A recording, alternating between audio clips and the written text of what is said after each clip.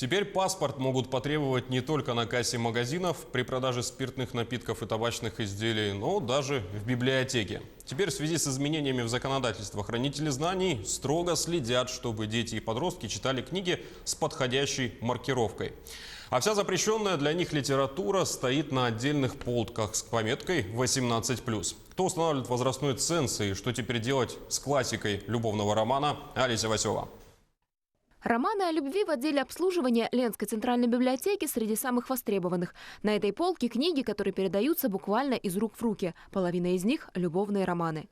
В библиотечных фондах их на любой вкус, от легкого чтива до классики мировой литературы. Именно за ней приходят сюда старшеклассники. Сотрудники библиотек перед тем, как выдать книгу, должны спросить у подростка паспорт. По закону о защите детей от вредной информации целый список произведений попадает под запрет. Вы знаете, когда мы заказываем книжки, да, мы вроде все нормально, да, как бы хорошая книжка, она топовая, да, ну а когда приходит, там совершенно другое, то есть вот это вот смотрим, читаем ее и, боже, даже не знаем, как выдавать ее. Но и, с одной стороны, там, допустим, есть такие, любовная сцена стоит, да, а маркировки 18+ нету.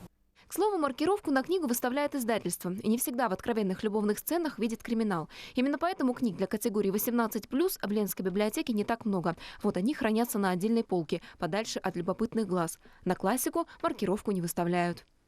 На уроках литературы в 11 классе тема любви всплывает постоянно. Сейчас проходят поэзию Серебряного века. Те, кто хорошо учился в школе, помнят, стихи о любви, как и гражданская лирика, отражали в то время судьбу страны. Стихи тревожные, но нежные, почти интимные. И насколько правильно воспримут их дети, полностью зависит от педагога.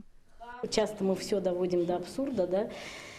И в прошлом году был такой парадоксальный пример, где дети пришли из книжного магазина и сказали, что нам не продали сборник стихов Сергея Есенина. Да, потому что там стояло 18+.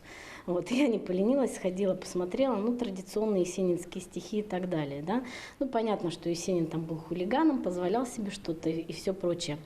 Но здесь, конечно, наверное, важна роль учителя на уроках, чтобы не уйти как раз вот в то плохое, что можно увидеть. Уличить детей в чтении непотребных книг сложно. Их совсем не интересуют бульварные романчики сомнительного содержания. Сотрудники библиотек подтверждают, любовные романы выбирает поколение за 50.